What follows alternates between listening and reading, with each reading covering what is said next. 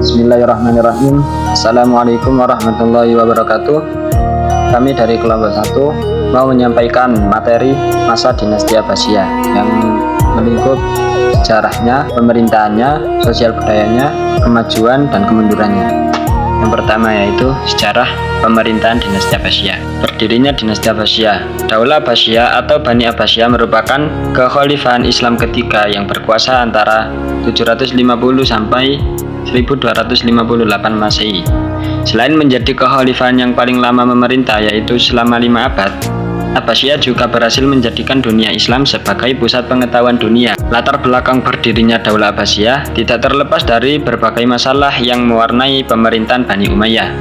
Sejak awal berdirinya dinasti Umayyah atau yang disebut Sunni, kelompok Muslim Syiah telah memberontak karena merasa hak mereka terhadap kekuasaan dirampok oleh Muawiyah, yaitu pendiri Bani Umayyah dan keturunannya. Begitu pula dengan kelompok Khawarij yang juga merasa bahwa hak politik tidak dapat dimonopoli oleh keturunan tertentu, tetapi hak setiap Muslim. Masalah itu terus memburuk hingga pada pertengahan abad ke-8. Banyak umat yang tidak lagi mendukung Bani Umayyah, yang dinilai korup, sekuler, dan memihak sebagai kelompok. Kelompok lain yang sangat membenci kekuasaan dinasti Umayyah adalah Mawali, yaitu orang-orang Muslim non-Arab. Nama dari dinasti Abbasiyah sendiri dinisbatkan pada Al-Abbas yang mana pendirinya merupakan keturunan dari Abbas bin Abdul Muthalib. Abdullah As-Safa menjadi khalifah pertama dari dinasti ini, yaitu 132 Hijriah atau 750 Masehi. Pemikiran yang pernah dilontarkan Bani Hashim setelah wafatnya Rasulullah dengan menyatakan bahwa keturunan Rasulullah lah yang berhak untuk berkuasa, dianggap sebagai muasal dari berdirinya dinasti ini. Dalam menggulingkan kekuasaan dinasti Umayyah, propaganda Abbasiyah dilakukan dengan strategi yang cukup matang sebagai gerakan. Bagian kedua yaitu dinasti Abbasiyah dibagi menjadi 5 periode. Yang pertama, periode pengaruh Arab dan Persia pertama, tahun 132 sampai 232 Hijriah atau 750 sampai 847 Masehi. Yang kedua, periode pengaruh Turki pertama, yaitu pada tahun 232 sampai 334 Masehi atau 232 sampai 334 Hijriah atau 847 sampai 945 Masehi. Berikutnya, periode pengaruh Persia kedua, yaitu ketika pemerintahan Bani Abbasiyah di bawah kekuasaan dinasti Uwaihi pada tahun 334 sampai 447 Hijriah atau 945 sampai 1055 Masehi. Yang keempat, periode pengaruh Turki kedua, yaitu ketika pemerintahan Bani Abbasiyah di bawah kekuasaan Bani Seljuk pada tahun 447 sampai 590 Hijriah atau 1055 sampai 1194 Masehi. Yang terakhir, periode bebasnya Bani Abbasiyah dari pengaruh dinasti lain, 590 sampai 656 Hijriah atau 1194 sampai 1458 Masehi. Kemajuan peradaban dinasti Abbasiyah. 1. Bidang sosial budaya, akulturasi budaya dan asimilasi seperti dalam seni bangunan dan arsitektur. 2. Bidang politik dan militer, meliputi perluasan wilayah, mendirikan Diwanul Juhdi sebagai Departemen Pertahanan dan Keamanan. 3. Sistem pemerintahan, meliputi membentuk beberapa dewan seperti Amirul Umaro, pemimpin negara, Az-Zimani sebagai dewan pengawas, At-Taqwi menangani dokumen-dokumen politik, Al-Ahdas Wasi Syurtoh, dewan kepolisian, Al-Barid, badan pos negara, dan Al-Qadi, yaitu kehakiman. 4. Sarana dan prasarana, meliputi mendirikan rumah sakit, lembaga pendidikan kedokteran, pemandian umum, dan armada dagang, armada laut, serta pembangunan bendungan. 6. Bidang keilmuan. Dalam bidang keilmuan menghasilkan satu ilmu agama, antara lain adalah fikih yang menghasilkan seperti tokoh ahli fikih yaitu Imam Asy-Syafi'i dan Imam Hambal. 2. Hadis melahirkan Imam Bukhari dengan karyanya yaitu Sahih Bukhari dan Imam Muslim, Ibnu Majah, Abu Dawud, Imam An-Nasa'i dan Imam Baihaqi. Untuk ilmu kalam melahirkan tokoh aliran pemikiran seperti Imam Abu Hasan Al-Asy'ari dan Imam Abu Mansur Al-Maturidi. Untuk ilmu bahasa melahirkan ilmu nahwu, syarah, bayan, badi' dan arif.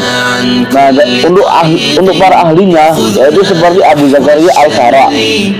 Untuk ilmu tafsir, cara penafsiran dibedakan menjadi dua, yaitu tafsir bil maksur, menafsirkan Al-Quran dengan Al-Quran, Al-Quran dengan hadis, Al-Quran dengan pendapat sahabat dan tabi'in. 2. Tafsir bil ra'i, menafsirkan Al-Quran dengan menggunakan akal atau ijtihad. 2. Ilmu dalam bidang umum. A. Filsafat, melahirkan filsuf muslim, diantaranya adalah Abu Ishaq Al-Kindi, Abu Nasr Al-Farabi dan lainnya. B. Kedokteran, melahirkan tokoh ahli dalam bidang ini seperti Abu Bakar Ar-Razi dan Ibnu Sina. Untuk bidang untuk ilmu matematika menghasilkan tokoh yang sangat terkenal yaitu Al-Khawarizmi, Abu Wafa Muhammad bin Muhammad Ismail Al-Abbas yang dikenal dengan ahli ilmu matematika.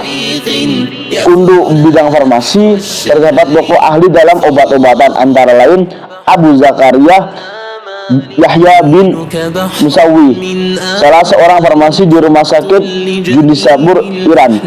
2. Ibnu Baid dengan karyanya yang terkenal mengenai obat-obatan yang berjudul Al-Mughni dan Jami' Al-Mufradat Al-Adawiyah. Untuk ilmu astronomi diantaranya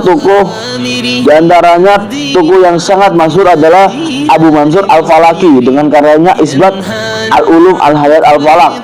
2. Jabir Al-Batani dengan kitabnya Ma'rifat Madhul Buruj Baina Arba'i Al-Falak, ia merupakan orang pertama yang menciptakan teropong bintang.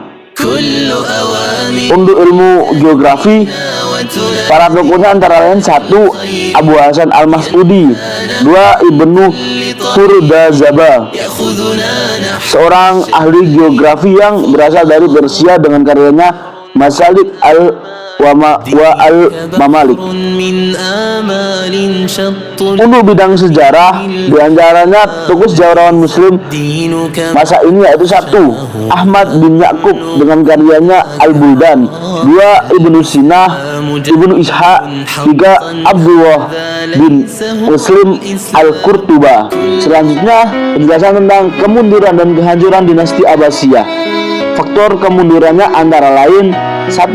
Pola hidup mewah di kalangan pimpinan yang seakan-akan berlomba-lomba dari pemimpin sebelumnya. 2. Sistem pergantian penguasa yang turun-temurun menjadikan persaingan di antara keluarga kerajaan. 3. Konflik keagamaan yang saling berebut pengaruh yang terus berlanjut antara golongan pengikut Muawiyah, Syiah, Khawarij. 4. Banyaknya dinasti yang memerdekakan diri dari pemerintahan Abbasiyah.